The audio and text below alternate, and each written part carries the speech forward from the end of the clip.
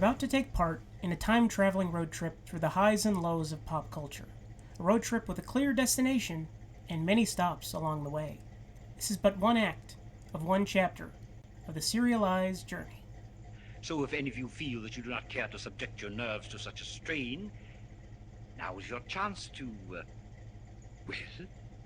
we've warned you.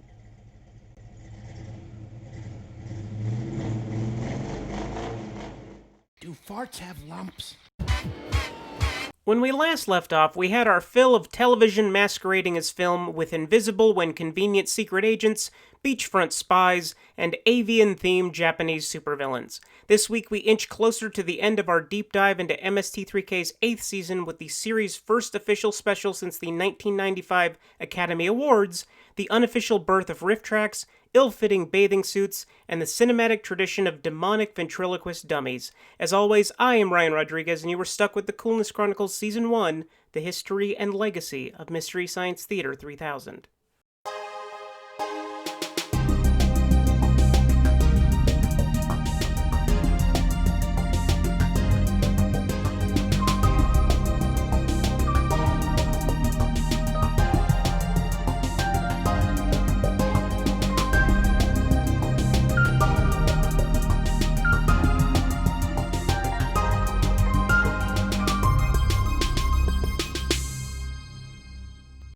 Episode Chapter 11, Sci-Fi Odyssey, Act 7, Toaster Pastry with Gams. Well, summer's dying down, the sponfarkles are nearly over, the explosives are packed away, and the last rabid dog has been shot. One of the greatest delights of the sci-fi era was the decision to produce some half-hour specials for the network, roughly one per season. Unlike the only previous scripted special, Season 6's Little Gold Statues, Mike and the Bots would actually riff trailers, clips, and B-roll for the biggest films of the summer, or Oscar time, as next season's special will demonstrate, taken from the same electronic press kits that shows like Extra or Entertainment Tonight would receive. I went behind the scenes of Men in Black to learn a little bit more. You went behind the scenes, huh? Let's start this again. Well, I just want to be clear. Okay, an independent production company, and in all probability hired by the producers or the studio itself, sent one of their videographers and a field producer behind the scenes to gather footage and sound bites for a press package to be given to the electronic media at the time of the film's release. Better? I personally believe that this confluence of events is the true beginning of Kevin Murphy's tenure as series producer and the secret birth of RiffTrax, with the same key trio and a similar MO of aiming a little higher than some ephemeral genre pictures and delivering body blows to the major studios. The connections to RiffTrax will increase with each successive special, some riffs even being shared between the two. Let's start with the first of the trilogy. It's the first annual Summer Blockbuster Review, which originally aired on September 2nd, 1997. We begin on the bridge of the Satellite of Love when a sleeping Mike Nelson is awoken by some strangely familiar sound effects. Crow, Servo, what's going on? Mike, stop yelling and shooting and killing. You woke me up. me? Where's Tom Servo? I don't know. He wasn't in his room. Hey, maybe that's him getting killed. Cut that out. We have to find him. I'll check below decks. You check in the theater. Right. We're coming, Tom! It also bears mentioning that Crow is caught sleeping and remains in a set of adorable red pajamas with matching stocking cap for the rest of the special. Another example of the brilliance of prop diva Bees McKeever. When they make it into the theater, Tom is waiting with bells on, not literally, although he is clad in a tuxedo, and ready to kick off a very special. He even has an assistant named Lyle, who remains unseen and unheard throughout. Did you do what? Tom Servo presents the first annual Mystery Science Theater Summer Blockbuster Review. Hit it, Cambots! Oh, it's a special with stars and a bunch of flying cars. It's a summer blockbuster review. Wow! It's got monsters and rubber and actors who blubber and lots of naked ladies, too. Really? Will we see fine cigars and muscle-headed stars? You bet, an action up the old kazoo. All right. Mystery Science Theater Summer Blockbuster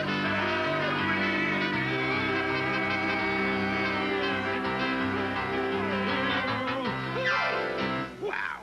Though the clips featured are riffed in the traditional silhouetted fashion, the entire special is set in the Mystery Science Theater, and we get to see for the very first time exactly what the interior looks like from a reverse angle. It turns out that in front of the theater seats, there's a section of Gypsy's tubing that serves as a balustrade for both decorum and the necessary covering of the portion of the stage that Kevin and Bill Corbett puppeteer from. Behind the seats is a neutral space, like the bridge, awash in blue light with the projector off-screen. The special is divided into 5 sections, one for each blockbuster beatdown. For the purposes of structure, we're going to discuss the first section last. The second segment takes the piss out of Steven Spielberg's The Lost World: Jurassic Park, a film that I have a very complicated love-hate relationship with.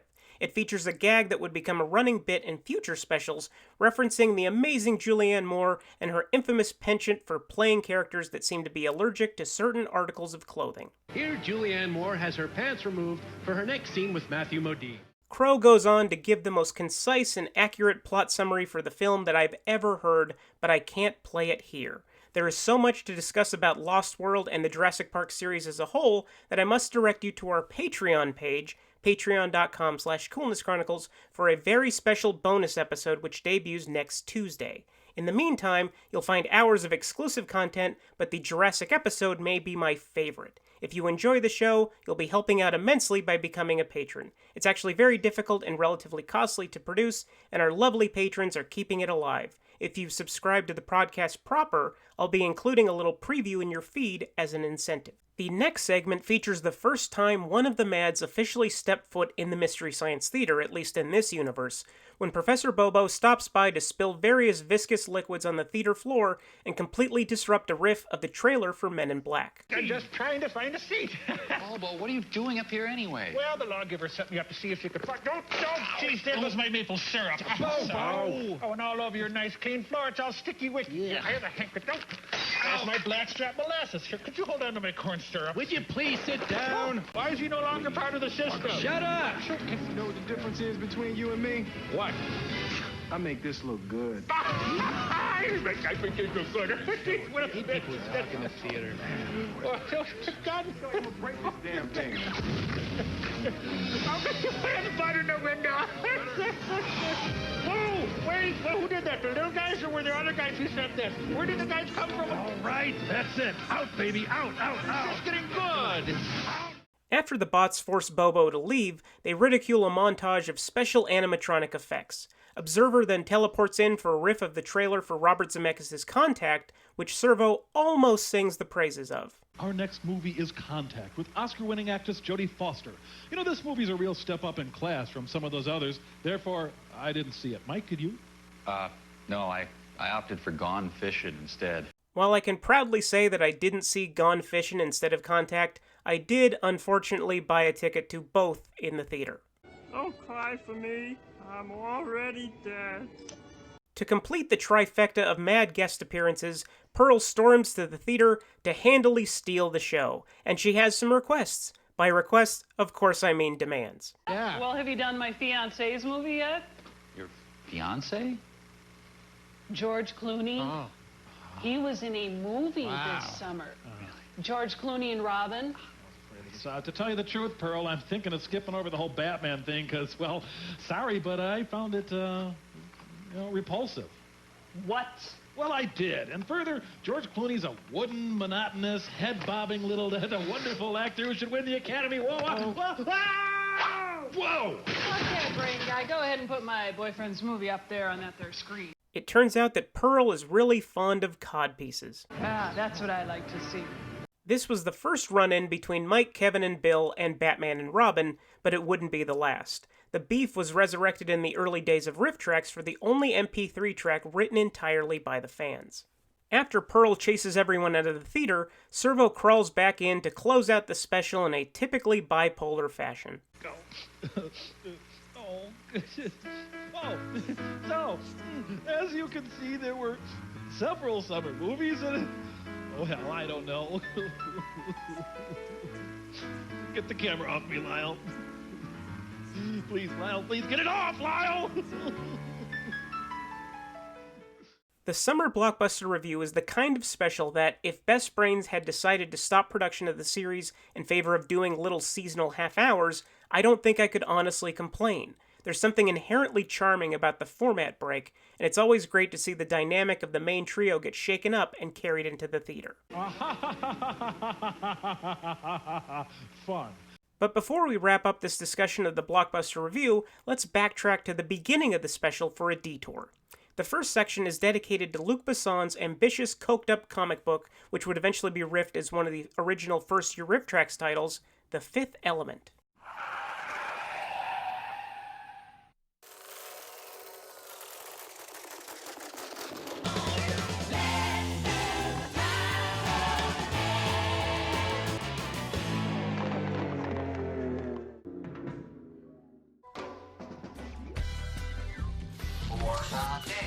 Hello.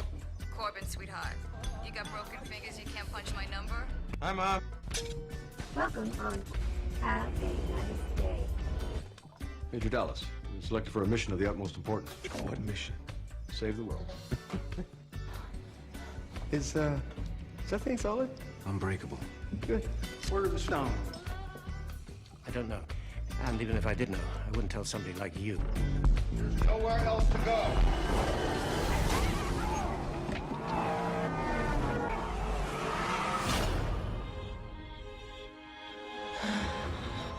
In God's name, we do such a thing.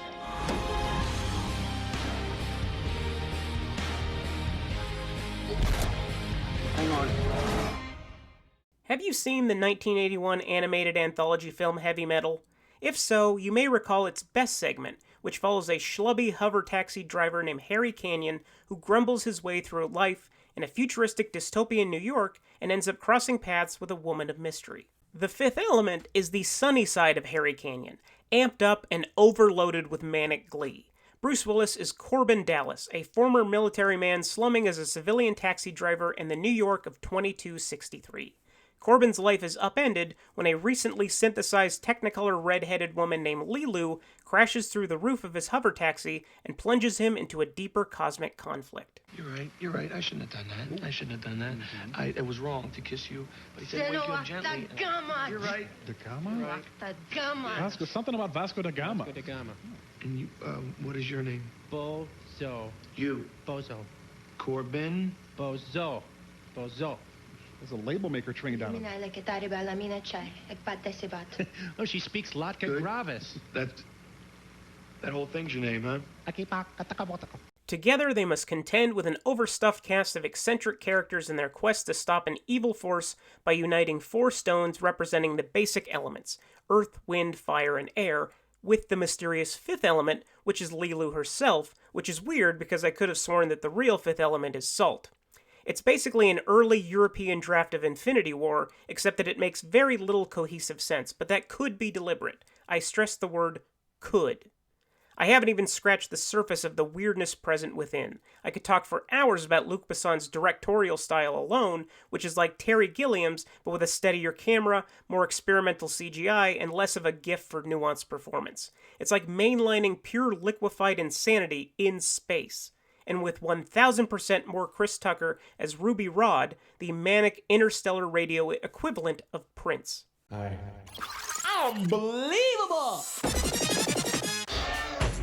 Whither, ladies, whither? He's gonna set the world on fire. Right here from 5 to 7, you know everything there is to know about that demon. His dreams, his desires, his most intimates of intimates. And from what I'm looking at, Intimate is this stud muffin's middle name. So tell me, my man, you nervous in the service?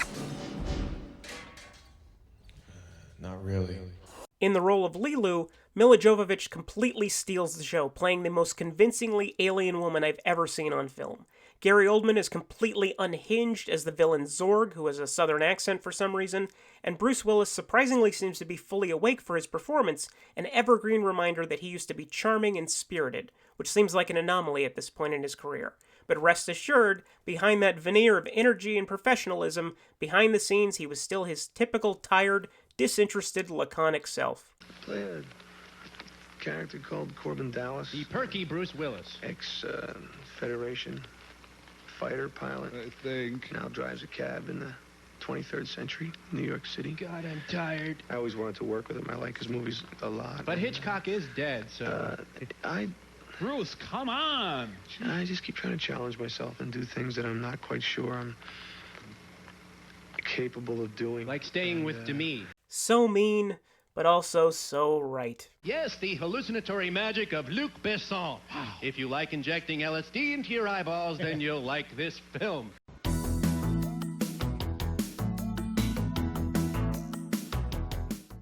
Next up, our first official episode for the week, Experiment 817, 1964's The Horror of Party Beach.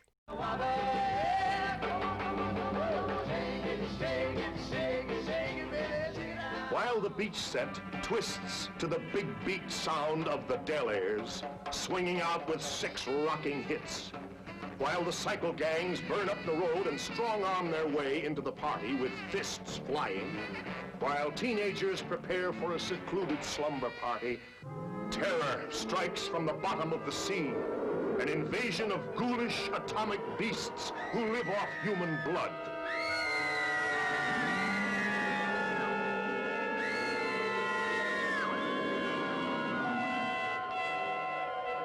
Can they be killed?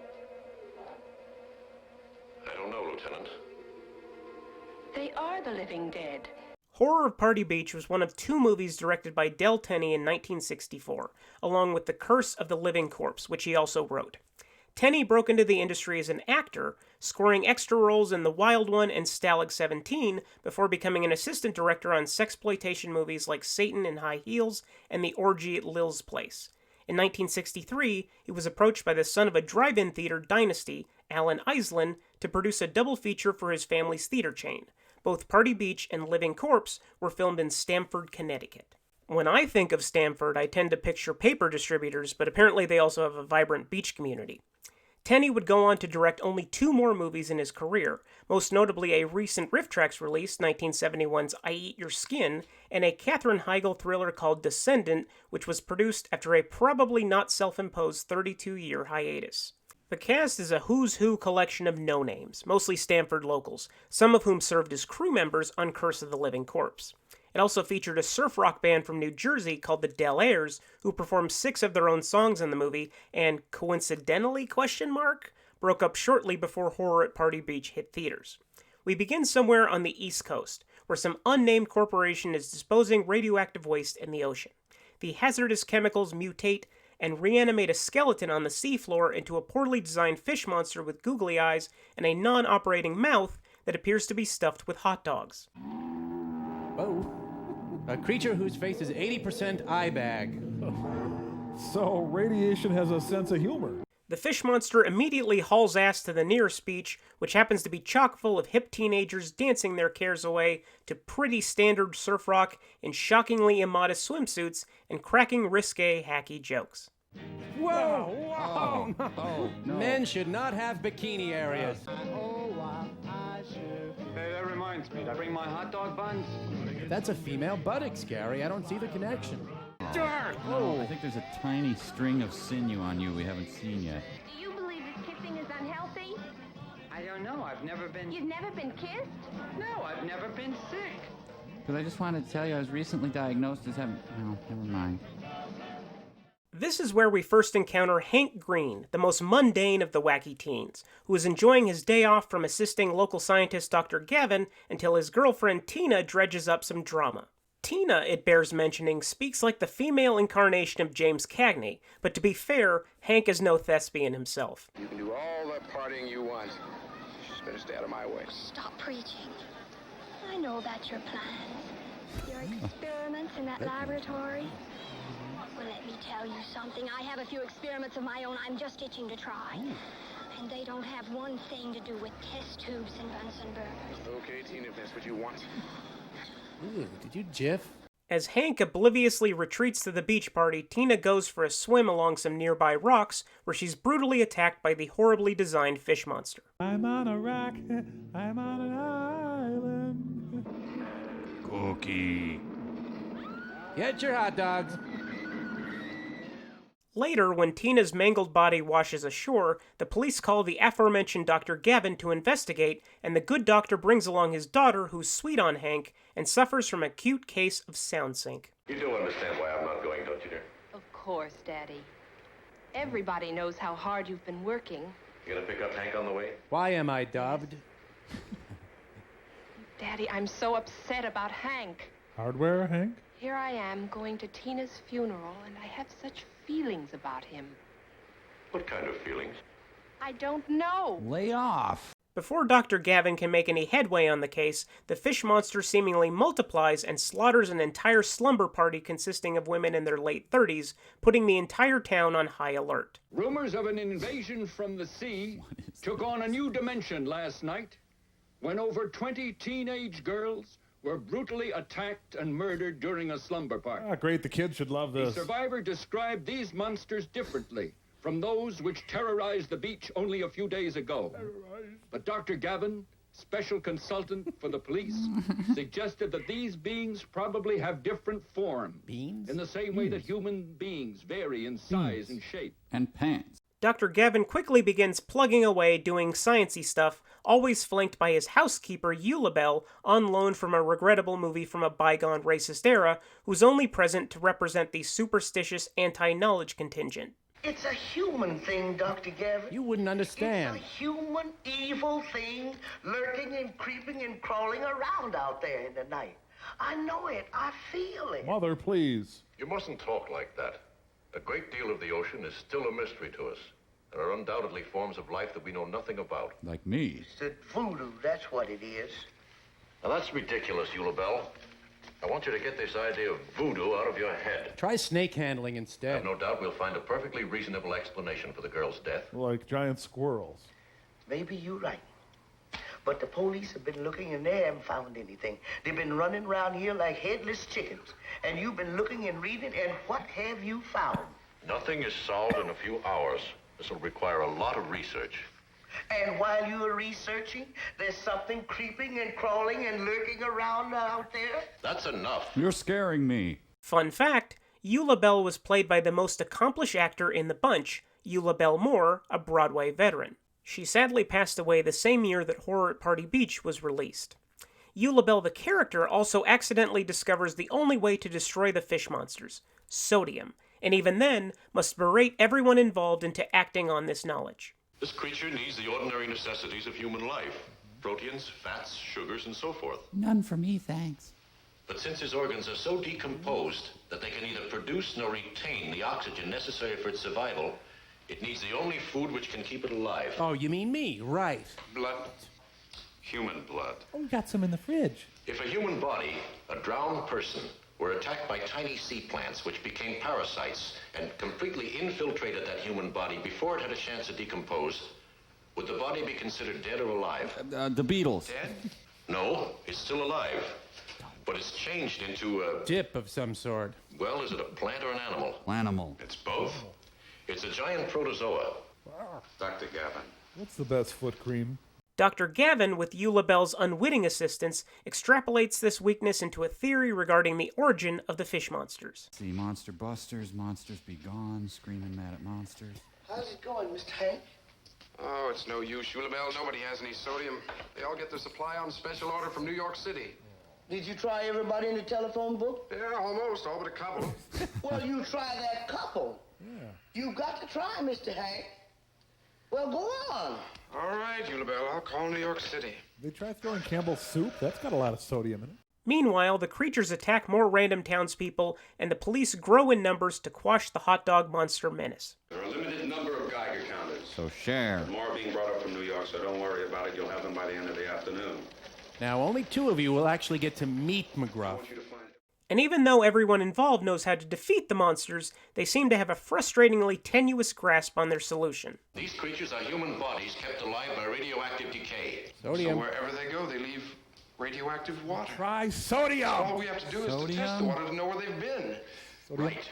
Then we can tell where they are. Sodium. At this minute, wherever It's they your are, plot they're point. building up a small and harmless radioactive Stuff that residue burnt the in monster surrounding on. water. Our Geiger counters will give a S. scale 15 Sodium. reaction to that water. So D. what we have to do is just test all the water in the immediate area. Yeah. And if they're in one of those lakes, well, we'll get a scale reading from the counter. Sodium! Right.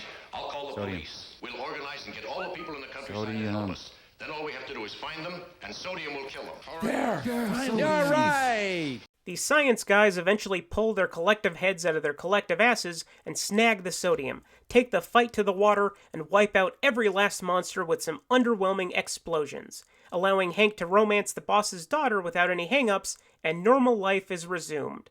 I think. I don't really care. I had a generally positive impression of white people before this movie. Horror at Party Beach was, like an improbable amount of Season 8 experiments, a financial success upon its release. Horror at Party Beach was, like an improbable amount of Season 8 experiments, a financial success upon its release, having been distributed by 20th Century Fox.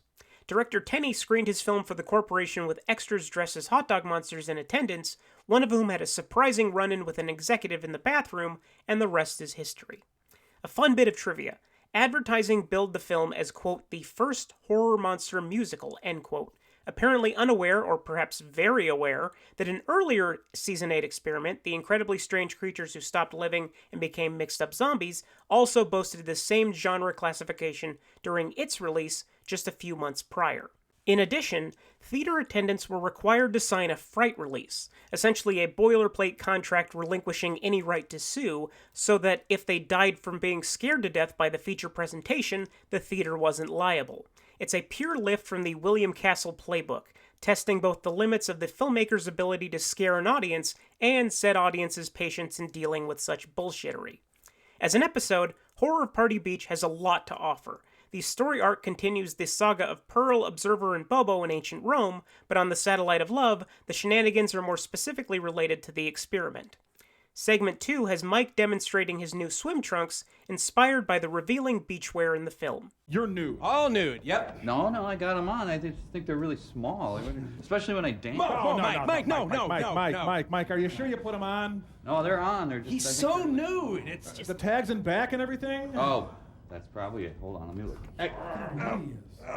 In segment 4, Servo was inspired by a very informed newsie in the film to report the news on the bridge and stay ahead of the average reader being Mike in this case. Oh, Mike buys paper from Servo. Yeah. That's extremely current, I'd say. Oh, old news already. Got to get the next edition out. Yextry, Mike buys another newspaper from Servo. Oh, that's cute. So it's a new headline every couple seconds. Yextry, Mike chuckles at speed of news updates. Yeah, I guess I did. I mean, Yextry, Servo senses Mike's growing impatience with newspaper gag. I think you nailed that story. And it all wraps up with Mike and the Bots delivering a musical tribute to everyone's favorite chemical element in the fashion of the Del Airs.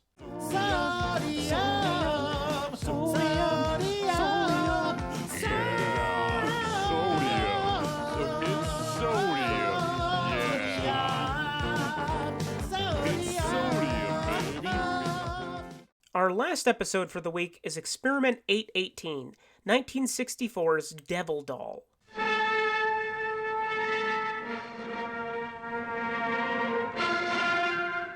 A wooden doll, strangely, terrifyingly human. Plaything of the devil, capable of such evil that only a cage can restrain its diabolical desires.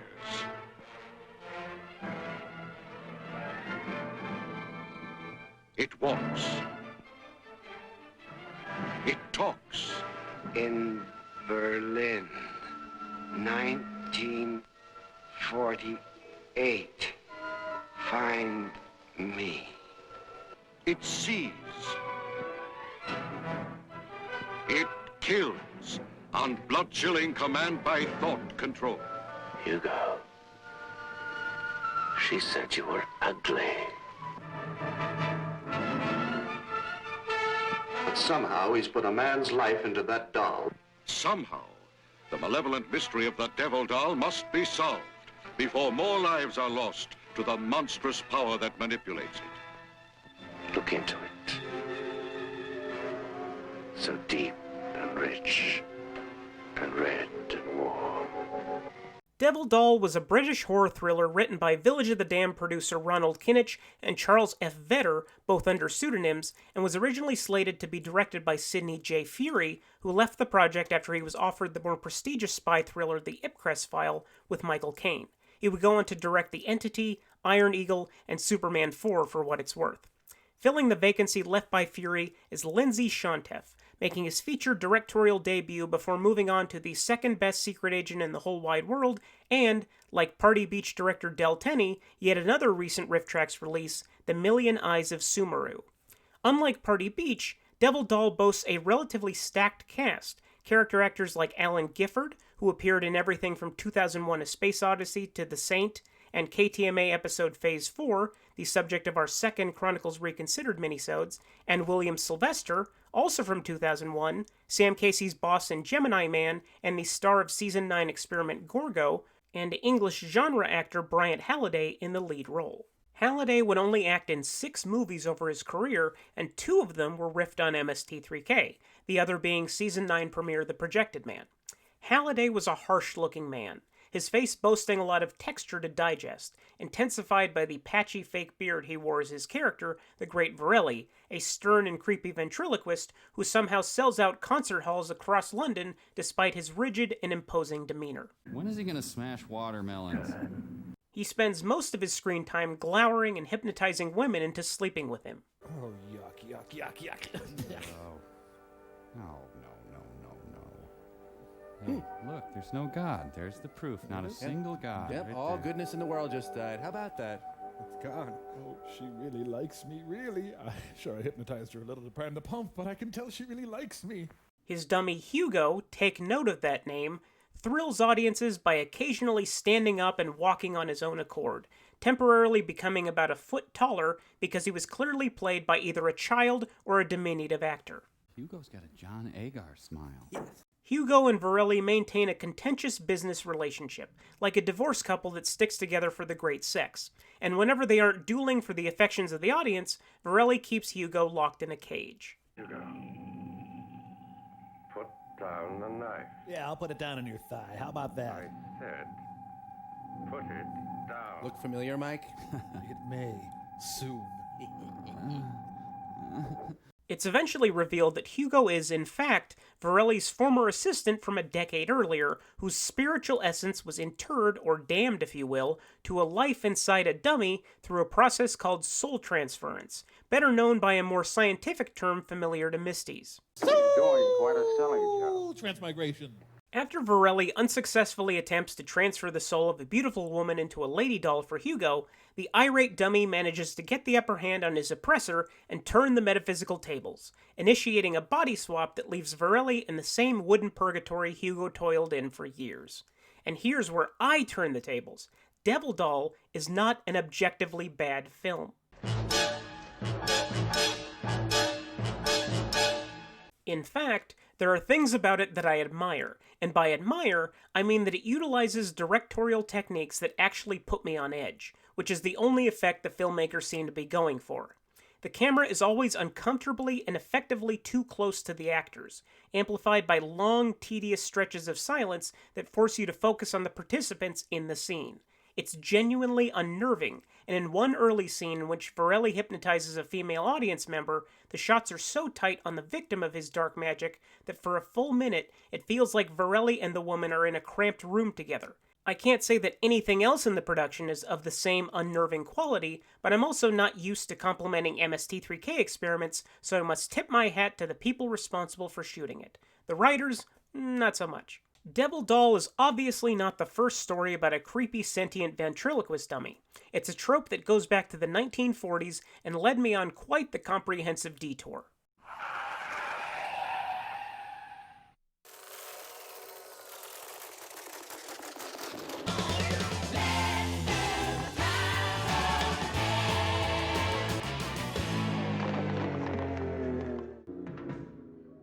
The subgenre technically begins in the sound era in 1929 with The Great Gabbo, starring legendary director Erich von Stroheim as a ventriloquist who develops an unhealthy attachment to his dummy. Since the dummy doesn't actually come to life, instead von Stroheim just gradually loses his shit, I will pass this film by and move to an anthology from Ealing Studios, the British production house responsible for comedies like the original Lady Killers and Kind Hearts and Coronets. 1945's Dead of Night. Just room for one inside, sir.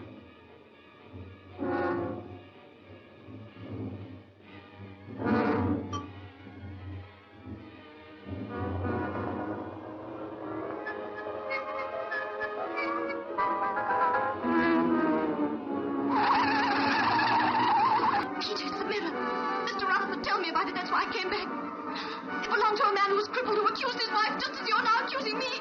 Maybe you must listen to me. You're sort of teamed up with him, aren't you? Him? My good man, think nothing of it. I'm just about through with that cheap ham anyway. Okay. Temper. You'll be sorry for this later, you know. Yes, suppose I will. Let's play another game. Yes, hide and seek. Who's to hide? I'll hide. Yes, Mr. Crazy hide. Mr. Crazy hide. Mr. Crazy hide. An architect played by Ealing regular Mervyn Jones is invited to spend a weekend in the country at the home of a friend. There he meets a group of people that he has never met, but has somehow seen before in a recurring nightmare. He begins to eerily predict their behavior and becomes increasingly nervous and off balance, and in order to put him at ease, the group tests his foresight by telling him the British equivalent of spooky campfire stories. There are 5 tales in total. The first is about a race car driver pursued by a mysterious figure who may be the Angel of Death. The second is about a girl attending a Christmas party in an old manor with rooms that send her into a ghostly time warp. The third is about a married couple and a haunted mirror. The fourth is a lark about 2 stiff upper lip golfers, one of whom keeps bugging the other after dying and becoming a ghost. And the final showstopper, a ventriloquist at the end of his rope whose dummy may have a nefarious life of its own.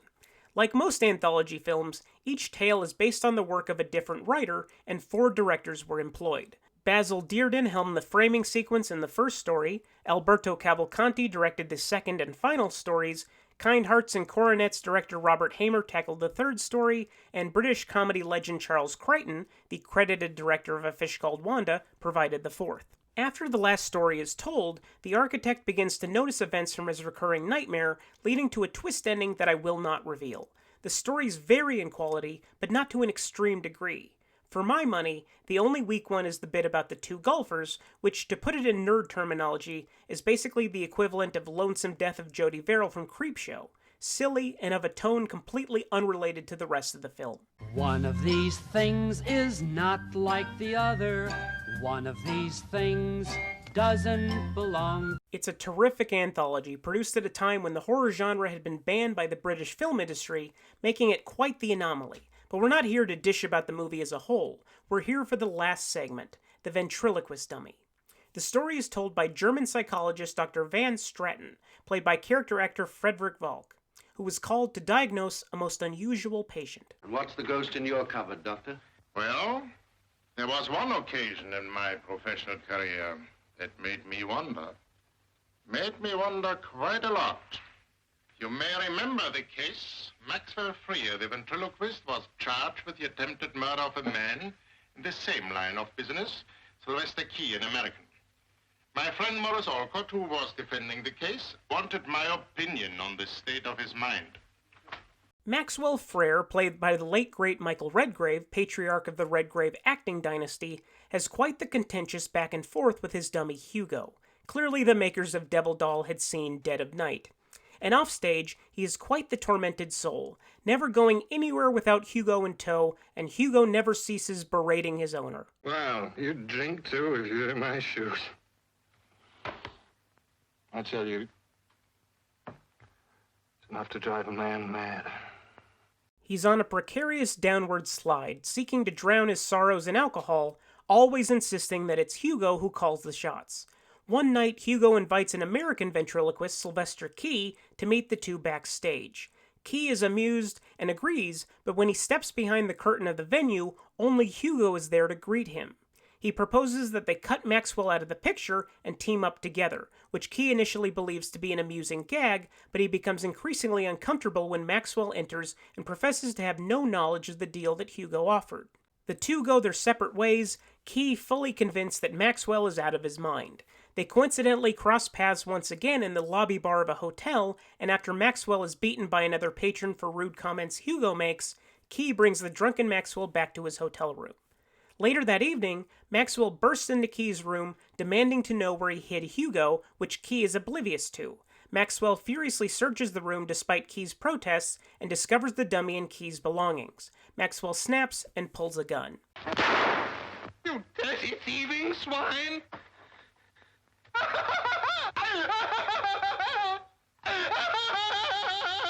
Maxwell is sent to prison where he's placed under the care of the man telling the story, Dr. Van Straten. Van Straten, believing Maxwell to be hysterical, arranges to reunite him with Hugo, who promptly and ferociously taunts him regarding his impending fate. Maxwell, tired of the abuse, smothers Hugo and smashes his face in. His violent outburst gets him placed in an asylum, and when Sylvester Key, who has recovered from his gunshot wounds, visits him, Maxwell is too far gone and speaks in Hugo's voice. Sounding familiar? Back at the country home, Dr. Van Straten does his best to offer a rational explanation for the whole ordeal, but even he knows that there is much more to the tale than he could possibly know. And return steam. Without knowing what he was doing, Freer took it himself, impelled by the dominating Hugo half of his mind. That is the scientific explanation. But no doubt you people would prefer a more colorful one. It's a superb character piece, bolstered by Michael Redgrave's engrossing, nuanced performance and the stress-inducing mood fostered by Alberto Cavalcante's nimble direction. Redgrave is very acute at trauma and despondency, playing Maxwell as someone who has gotten used to people disbelieving his dilemma, which has consequently broken him. And the theme of a man on the precipice of sanity continues into the next film we shall discuss, possibly the strangest entry in the filmographies of both director Richard Attenborough and screenwriter William Goldman, 1978's Magic.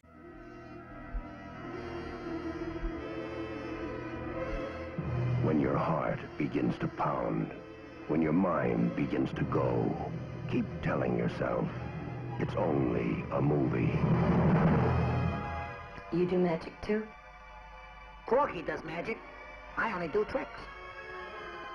There's never been a magician like him. How long you been like this, kid? You never really told why you were here. Hiding. Wasn't that cheap in New York? You want success, but you're afraid of it. I figured I'd stop by here and ask you folks about you. Not afraid. Where were you living? What city? How many kids? I'm not afraid. Never expected to find you. I've loved you all my damn life. I won't be here! I was afraid of success, like you said. I needed to get my head on straight. And now you're fine? Sure, on account of Peg.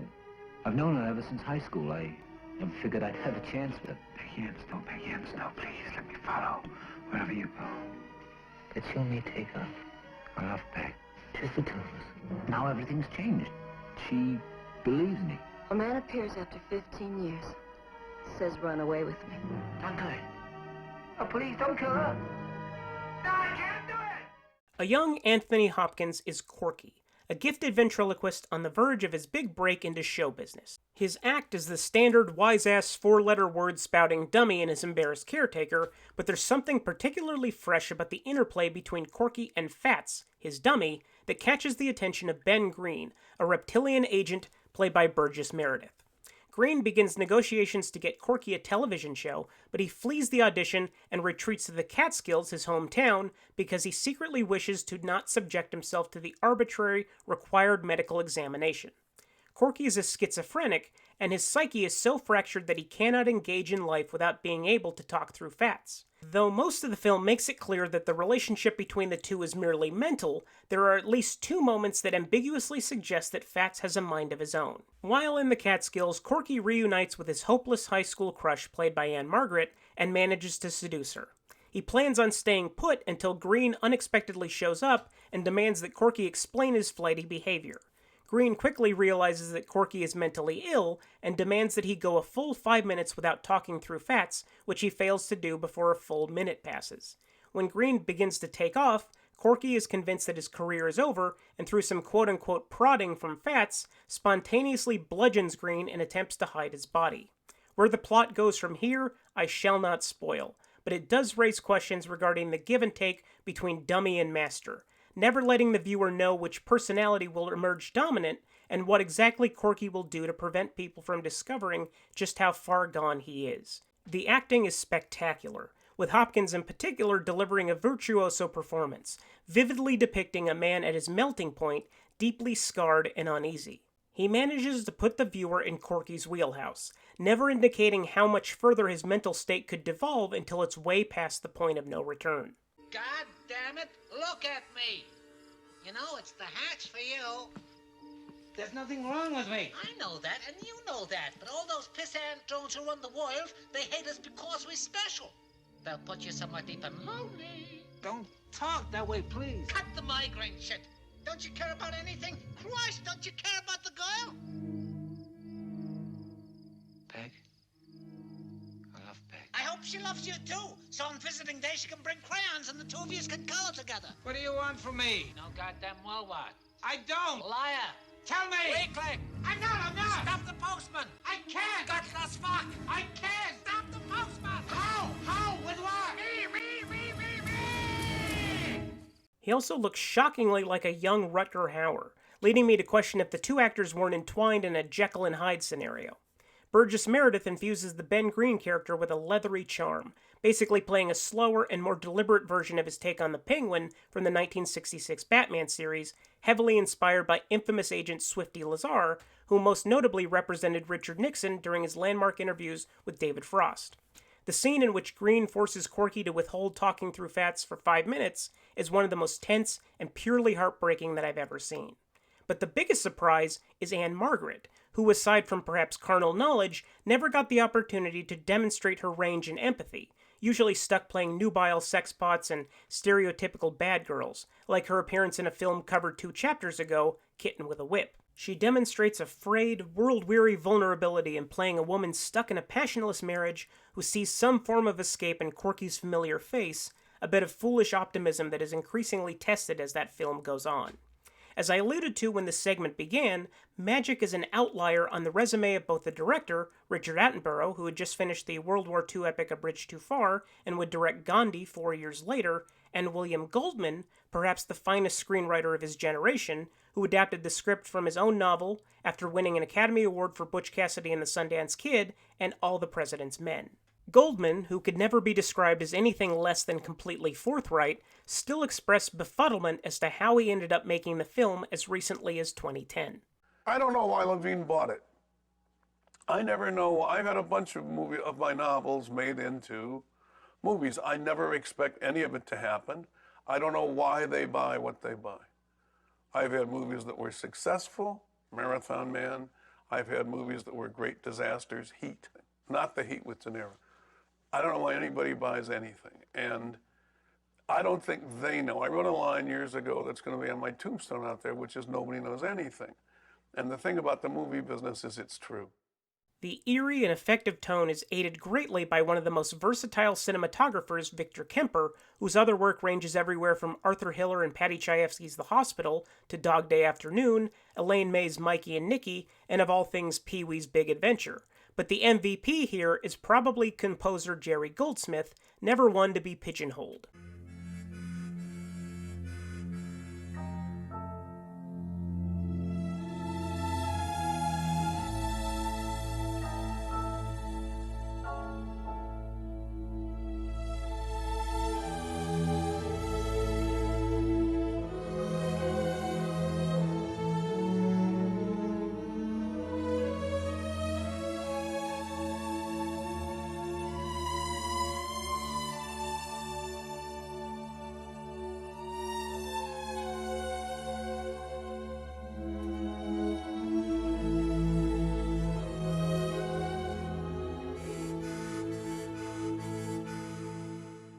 Magic is also notorious for terrifying an entire generation of children, but not because of anything in the actual film.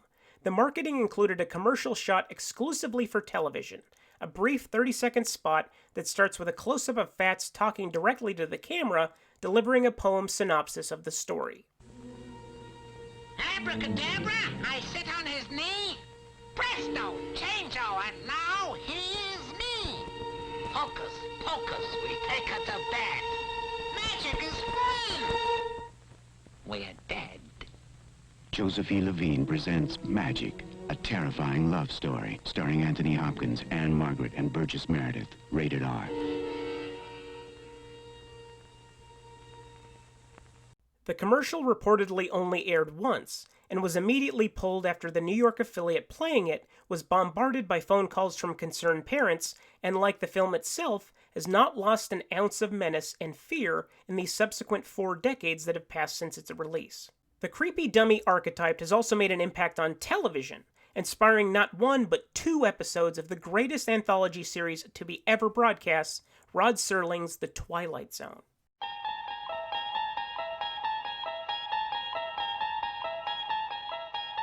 You unlock this door with the key of imagination. Beyond it is another dimension.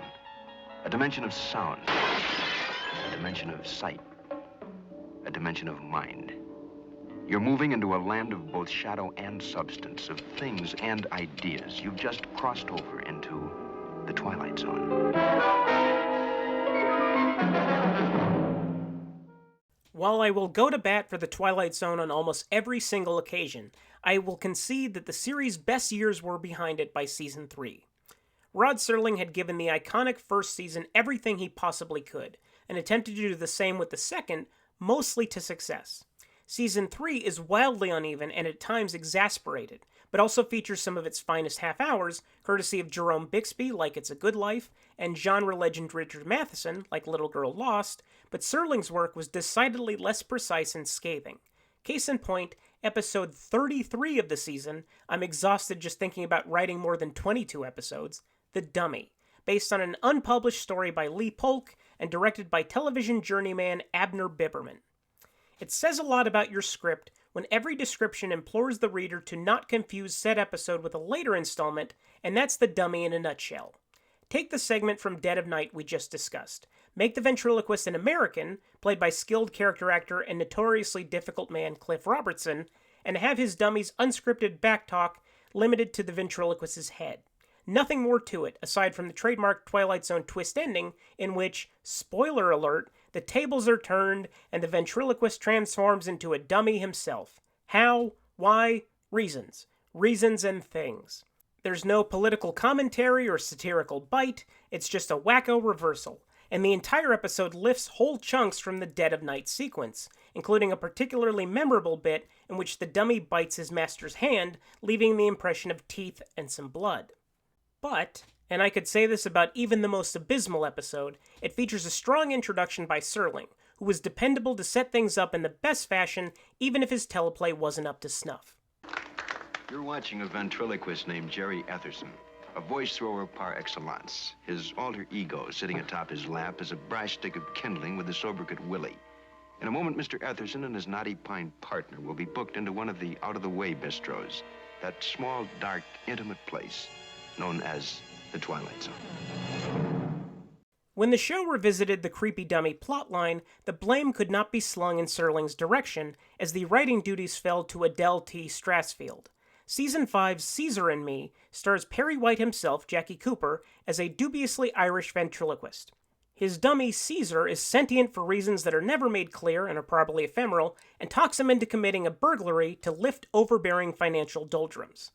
But after he barely gets away with stealing money from a delicatessen, a little girl living in his boarding house named Susan relentlessly bullies him and eventually gets him arrested, then teams up with Caesar to go on a crime spree. Susan is essentially everything awful about children compounded into one little package, and if Jackie Cooper's character were to drop a piano on her, I would provide an alibi. This episode sucks. But because it was a Season 5 episode and everyone involved had at least one foot out the door, the prop department made the strange decision to use the same dummy from the previous episode as Caesar, which, if anything, just reminds a loyal viewer that the series tried and failed to add anything new to the trope the last time. Speaking of irritating characters and adding nothing new, our last creepy dummy comes courtesy of director James Wan and writer Lee Wannell, 2007's Dead Silence. From the writers and director of Saw. There's an old ghost story about a woman named Mary Shaw. The ventriloquist who was murdered. She was buried with her doll collection. They didn't stay dead. On March 16th. They'll come for us, one by one. If you scream, you die. She's here. What's going on? Dead Silence. Rated R. In theaters March 16th. I won't bullshit you or waste your time. I have very little to say about Dead Silence, and in fact, if you have a lot to say about it, you may have misspent the precious hours we are all endowed with by our benevolent creator. The story is simple. The dumb brother from True Blood tries and fails to conjure an American accent and must trek to his hometown of Raven's Fair to solve the bizarre dummy-related murder of his wife. As he gets deeper into the mystery, he's pestered by the most unhelpful detective in film history, played by former New Kid on the Block Donnie Wahlberg. Eventually, he learns the truth about a mastermind of a series of gruesome deaths, Mary Shaw, a ventriloquist who killed a kid for humiliating her for her inability to throw her voice properly and was lynched by the kid's family as punishment.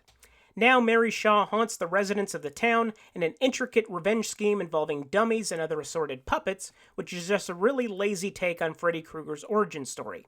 There are countless creepy dummies, none of whom are memorable or cool, the main one being a ripoff of Slappy from the Goosebumps series, and even some human puppet hybrids, which is not even remotely as interesting as it sounds, and the approach to mood and atmosphere is merely annoying. It even commits one of the 3 key RiffTrax cardinal sins.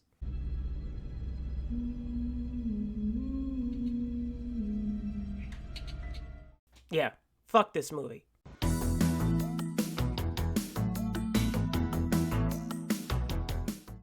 The Devil Doll episode has some of my favorite host segments of the season, the first of which demonstrating a very different side of Crow, a drunker side. Debbie! Debbie, I'm gonna... Oh, please don't tell me. Say it was a lamp! It was probably just a lamp. Debbie, I need you, baby. I can't handle it, Debbie. Debbie, I punched the window in for you, baby. You gotta take me back, Debbie. Debbie! Later on, Paul Chaplin returns to the bridge as Pitch, the devil from Season 5's Santa Claus, offering his wares to very agreeable bots. Great bargains. And the more devil dolls you buy, the greater your savings. Well, that's true, isn't it? Hey, Crow, what's up? Hey, Mike, just making a deal with this devil. Okay, well, I'm just putting up some preserves. So All right. And if you sign up for our special offer, you get free doll accessories like this wonderful... Crow, are you insane? This is the devil. Well, I'm a devil, not the devil. Name's Pitch. Go get thee behind me. Hey, relax, pal. Just trying to make an honest living here. Yeah, Mike. Crow, how could you make a deal with the devil? How could I not, Mike, with prices like these? In segment 4, inspired by the concept of soul transference... You're doing quite a selling job. Transmigration. Or that works. Servo wishes to become a toaster pastry, and Pitch is more than happy to help him. Now, see, that's not good. You know, I can't listen to your silly paranoia all day, Mike. I have to go pick up a goat carcass, okay? What? I mean, I just can't do anything right with you. That's a little dark. Ching, ta-da! Hey, get me. I'm Cinnamon Apple Swirl. Hello? Hey, come on, bite me. I'm a toaster strudel. But caution, my filling may be hot. Servo spends the last minutes in the theater as a Pop-Tart with great legs, but his change in appearance is overshadowed by Crow's decision to roleplay as the Great Varelli, which also involves a change of status for Mike. You're an ugly little dummy, aren't you, Miko? An ugly, smelly, horrible little dummy stuffed with sawdust. A dummy who will never have ham. Certainly not unless he gets it himself. A dummy who will never drink wine. Bro. Yes, a horrible, smelly, ugly, stupid, Bro, what's going on? ridiculous- Why am I in a cage? Why am I dressed like Hugo? Not only can't you have ham, you can't have any luncheon meats. Not bologna or Thuringer, not even cotto salami. And that is where we end this episode of the Coolness Chronicles. If you're a fan of the show, check out my journals about the 2020 project, My Year of Cinematic Discovery, on Tumblr. The link can be found in the episode description. Next week is a huge bonus episode on the Jurassic Park franchise exclusive for Patreon subscribers. It's one of my favorite things that I've ever written, and hopefully an incentive to become a subscriber at patreon.com/coolnesschronicles. You'll laugh, you'll cry, you'll probably be eaten by dinosaurs. $5 gets you access to not just hours of bonus content like all the Goes to the Movies installments, but every single week that there isn't a new hour of the podcast proper, there will be a guaranteed new minisode. Your patronage helps keep this show, the one you're listening to right now, survive. 2 weeks from today, we'll start a 3-part deep dive into the final experiments of MST3K's 8th season. First up, Cosmic Santa Claus thwarts a mutiny aboard the Battlestar Galactica with the aid of the original Captain America. Confused? Perfect. You're right where I need you to be. All that and much, much more as we continue to chart the history and legacy of Mystery Science Theater 3000. But before we take off for the week, it's another little burst of cinematic discovery fresh from the annals of the 2020 project, and just a taste of what's in store on Patreon. It's Ryan's Recommendations.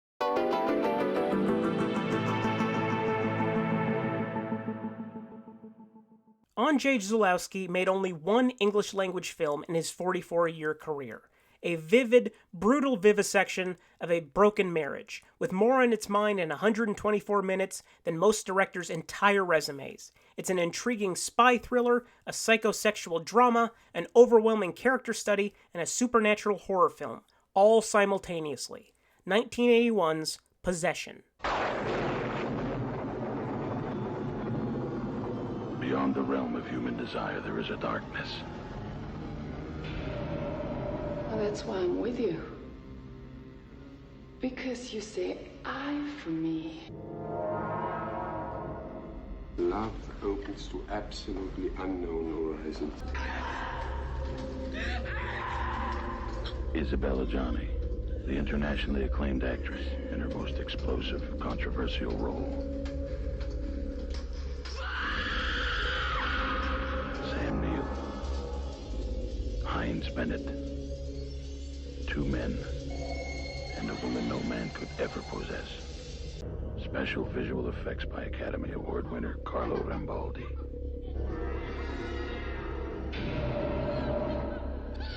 Mortal terror. Inhuman ecstasy. Soon you will know the meaning of possession. Yes.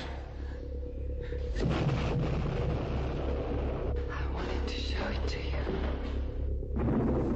The darkness is forever. Possession. If your familiarity with Sam Neill is mostly limited to Jurassic Park or Dead Calm, or perhaps even The Hunt for the Wilder People, you have only grasped a portion of the whole picture. In Possession, he goes from sober if not a little spooky to completely unhinged, despondent, and dangerous within the span of 12 minutes. By the 45-minute mark, he stands in his kitchen with near catatonic placidity and slices into his arm with an electric carving knife not once, but 3 times, without even so much as arching an eyebrow. It's a masterclass performance in an unsettling command of the viewer's attention and fear, and he may be only the second most interesting performer in the film. His co-star is Isabella Johnny, who adds texture and palpable sorrow to a potentially problematic character, the crazy, neglectful, almost completely unsympathetic estranged wife who appears to be in the full sway of her own deeply traumatic deconstruction. And did I mention the fact that Neil's character is a spy in Cold War-era West Berlin, mere feet away from the contentious Checkpoint Charlie, or that Johnny's mental breakdown may be strongly influenced by a tentacle sex monster? I may have already said too much.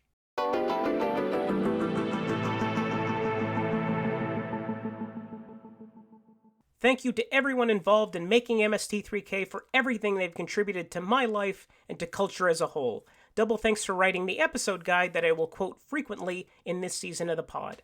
I also want to thank Shout Factory for their excellent supplemental material that was invaluable to my research for this and every episode to follow on this subject. If you want to support the artists who made this wonderful show, many episodes are available on VOD at RiffTrax.com. And thank you for listening.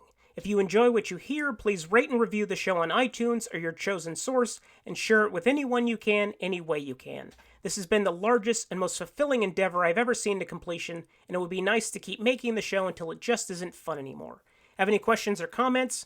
Or is there anything I missed on this particular chapter? Contact me on Twitter at CoolnessPodRyan or on our Facebook page, and keep on the lookout for updates. Until next time, do what you love, don't be a dick, and as always... Why don't you run along now, Katie?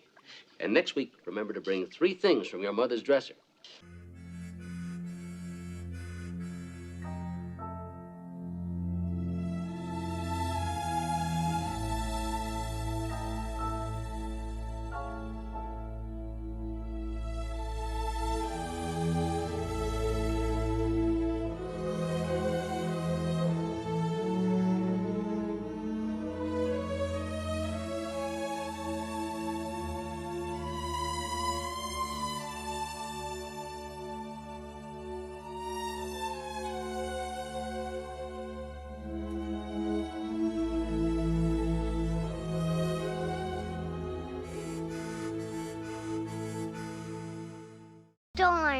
The end.